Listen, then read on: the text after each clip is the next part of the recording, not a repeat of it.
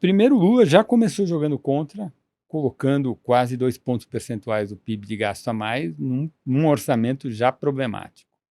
Eu acho, para mim, o que joga contra é não haver uma parada no Lula gasto é vida.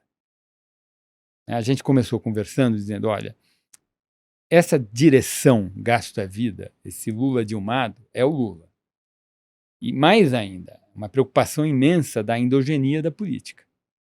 Cada notícia boa que vem de fora, que vem da economia, vira mais gasto público. Ora, se isto não mudar, e não pode demorar muito para mudar, até agora tem sido assim. Se isto não mudar, a gente vai ter uma crise fiscal. Agora, primeiro, gente, é assim, crise fiscal a gente já teve. Então, vamos ter mais uma. Essa crise fiscal, se vier no segundo semestre, ela vai ser muito menor do que a crise de 2015. Por quê? Porque a gente está arrumando o país desde 2015 até agora. Então, o país está muito melhor. Lá em 2014, a gente vinha do que eu chamei de um intervencionismo do PT, que estava tudo ruim. As estatais estavam ruins, não tinha nada bom. As estatais estavam ruins. A produtividade do país estava em queda. Você estava numa posição cíclica muito ruim, no sentido que a taxa de desemprego estava muito aquém da taxa natural de desemprego.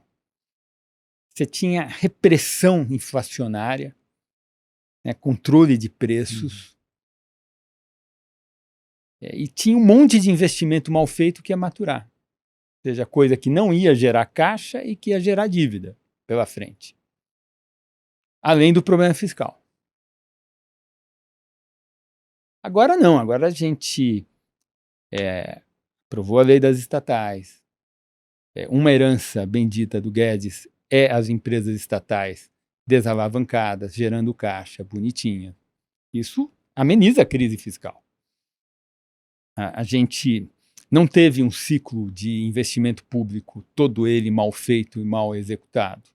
A gente não gastou 100 bilhões de dólares para tentar fazer algumas refinarias que nunca consegue terminar, nunca consegue virar nada.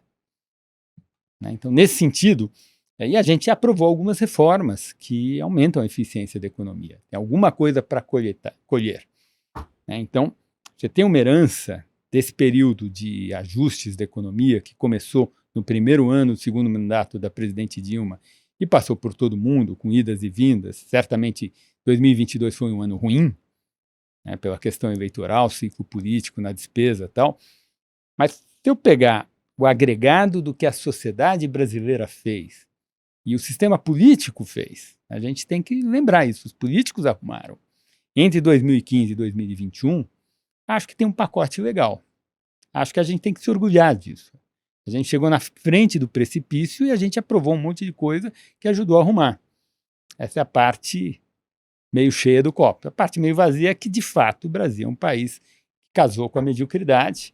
Quando a gente melhora um pouquinho dessa endogenia da política, melhora um pouquinho, a gente já começa a distribuir benesses para os grupos de pressão de forma meio atabalhoada e sem muito critério. E a gente começa a construir a nossa próxima crise fiscal. Então, eu diria para você, o que a gente precisa ver, menos do que uma medida ou outra específica, a gente precisa ver uma mudança de comportamento no Lula. A gente precisa ver um Lula mais responsável fiscalmente. Porque o Lula sempre fala assim, eu nunca fiz teste, blá, blá, blá. É verdade. Agora, ele nunca fez ajuste fiscal também. Isso ele nunca fez. Ele herdou uma posição fiscal arrumada. E o Lula nunca reconheceu esse fato, e isso é uma coisa chata. Poderia ter reconhecido esse fato. Ele nunca fez ajuste fiscal, ele herdou uma posição fiscal arrumada.